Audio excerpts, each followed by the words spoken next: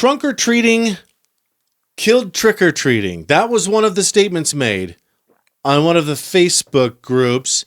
And that sparked a discussion 500 comments long, I think. People are really passionate about it. Well, yeah. And I think that it was a mixed bag. Mm-hmm. I think most of the people ultimately sided with it. If it hasn't already killed trick-or-treating, it's in the process of. Right. And other people blaming other things on killing trick-or-treating, like multiple events surrounding Halloween. Yeah. You know, when you've got 2 or 3 things leading up to Halloween, somebody cited Boo at the Zoo.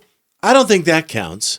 Yeah, I don't think so. But when kids have to get dressed up 2, 3, 4 times, are they really super enthusiastic about the big night? Oh, they still are. Come on. Well, and anytime you're giving kids free candy, they're going to be freaking stoked. And that's the other thing is like, you know, Friday night, Halloween night, no brainer. Yeah. Everybody was out trick-or-treating.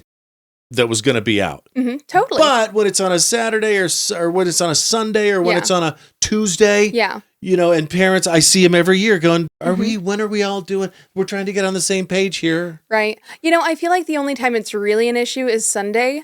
You know, I think when it's weekdays, people just go home earlier so they can get kids in bed. It ought to be a strict rule. You do it on Halloween. Right. Preserve the specialness of the night. Yeah. A lot of people mentioning going to better neighborhoods. Like there were people in the South Point dish, is that right off 49th? Right. In Idaho Falls saying, oh, we gave away, you know, we had 1,000 trick-or-treaters. Yep.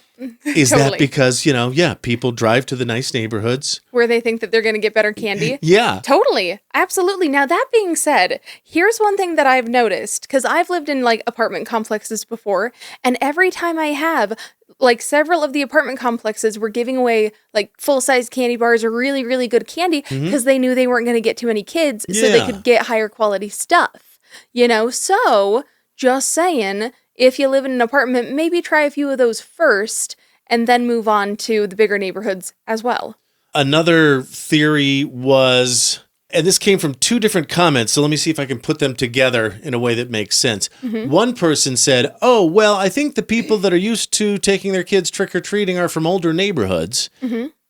That was one. And then somebody else said, yeah, the places I see trick-or-treating happening most are newer neighborhoods. Interesting.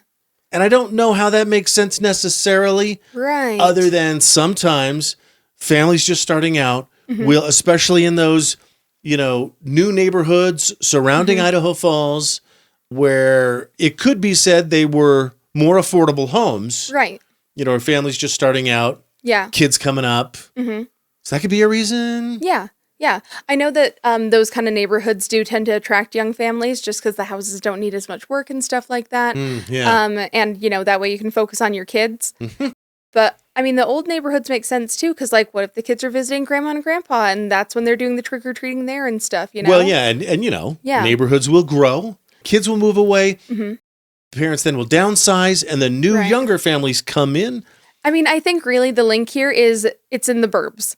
Yeah. You know? Yeah. Yeah. Okay. Where the houses are nice and close together, so you can hit a lot of them, you know? Yeah.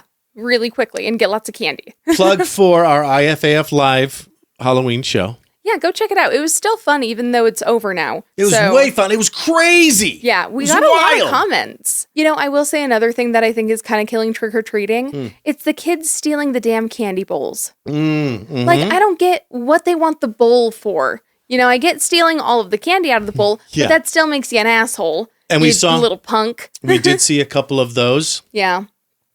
Also, we coined last year, we picked up on the trend, called it tate-r-treating. Yep. You put a single potato, maybe you've got a 10-pound bag in the kitchen. Right. But as the kids come up to the door, there's one single potato in that candy bowl, and you see what they take, candy or the potato. Tate-r-treating. So That's guess hilarious. who picked up on it this year, ladies and gentlemen? The Wall Street Journal. Well, they better be giving away Idaho potatoes because those are the best ones. Exactly. Yeah, they talk about Gemma Keith, 14, hoping to collect a potato or two this Halloween. Funny. She got one last year and considered it the find of the night despite her initial confusion.